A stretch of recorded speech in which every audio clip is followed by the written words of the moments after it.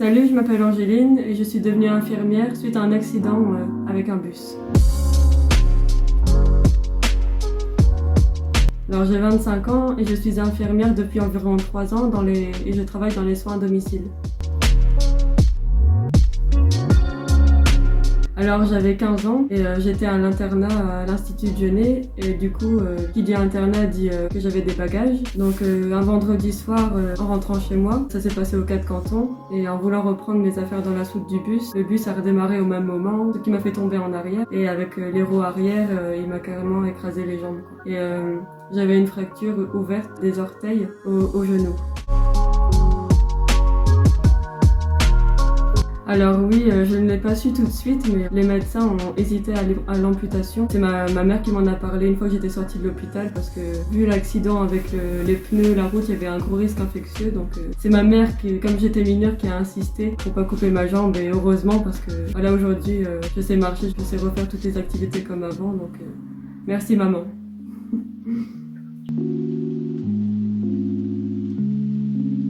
Alors j'ai subi 4 opérations en tout. La première qui a duré 5 heures s'est déroulée le soir de l'accident. Donc ce qu'ils ont fait c'est vraiment un grand nettoyage de toute la plaie parce que avec le poids du bus, la roue, tout ça c'était vraiment en sale état. Ils ont tout nettoyé. Comme j'avais une fracture ouverte, ils ont mis un fixateur externe pour relier vraiment tous mes os et que ça maintienne bien ma cheville en place. La deuxième opération c'était une greffe de peau au niveau de ma malléole parce que c'était la partie la plus abîmée, la plus profonde. Et ils ont prélevé de la peau au niveau de ma cuisse. La troisième, c'était aussi une greffe de peau, cette fois-ci sur tout le reste de ma jambe. Et le prélèvement a aussi été fait sur ma cuisse. La dernière opération, c'était pour retirer simplement le fixateur externe, pour que je n'ai plus ces broches autour de ma jambe. Alors je dirais oui et non. Une fois j'avais plus mes broches, c'est vraiment à partir de ce moment-là que je suis sortie dans les magasins et tout ça. Donc j'étais tout d'abord en fauteuil, mais encore avec des bandages. Donc là forcément, qui dit bandage, fauteuil roulant, il y a tout de suite le regard des gens qui est porté vers soi et ça a été vraiment très dur. On a tellement un standard de la société avec des personnes minces, maigres, qui ont les cheveux longs. Dès qu'on est différent en quelque sorte, c'est comme si on n'était pas normal. Alors que chaque personne devrait s'accepter comme elle est. Mais ça a été un combat très dur pour moi et maintenant je m'accepte pleinement mais il a fallu du temps. Au début je me sentais vraiment différente comme un monstre et il y a même un enfant un jour qui m'a montré du doigt en disant « T'as vu maman qu'est-ce qu'elle a ?» Et ça fait vraiment mal parce que on se sent différente et on se sent tout de suite agressé. Et c'est avec tout le travail que j'ai fait avec ma psychologue que j'ai vraiment compris qu'un regard ne peut pas forcément être méchant. Voilà, ça peut être un regard curieux, un regard parce que c'est beau, sauf que c'est très important à retenir.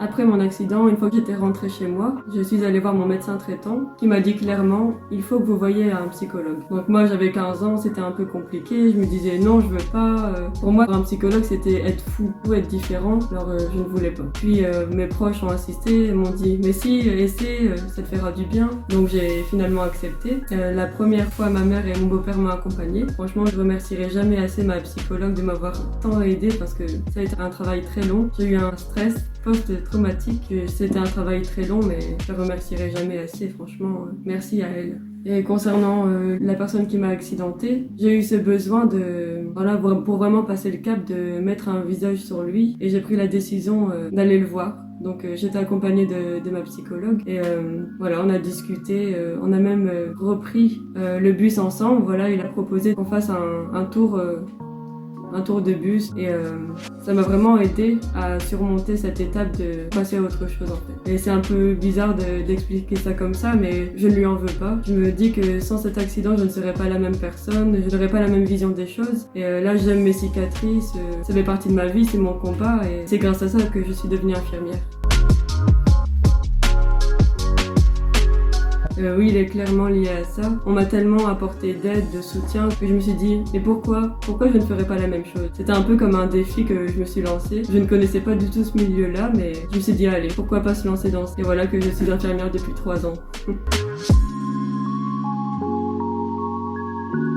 Moi, je pense que ce qui m'a beaucoup aidé, c'est le soutien de mes proches, de ma famille. C'est pour ça que je me dis, en ce moment, avec le contexte actuel sanitaire, je me dis ça doit être très dur pour ces personnes-là. Mais ce qui m'a un peu sauvée, c'est vraiment d'avoir le soutien de mes proches. Et j'ai pu reprendre le sport. À l'époque, je faisais de l'équitation, de la danse, et ça m'a vraiment apporté de l'épanouissement et le fait de voir les gens aussi qui sont heureux autour de nous. Je me dis que notre vie est déjà tracée comme un chemin qu'on ne fait que suivre et qu'il y a toujours des bons et des mauvais moments, mais que voilà, c'est ça la vie et nous suivons juste notre destin.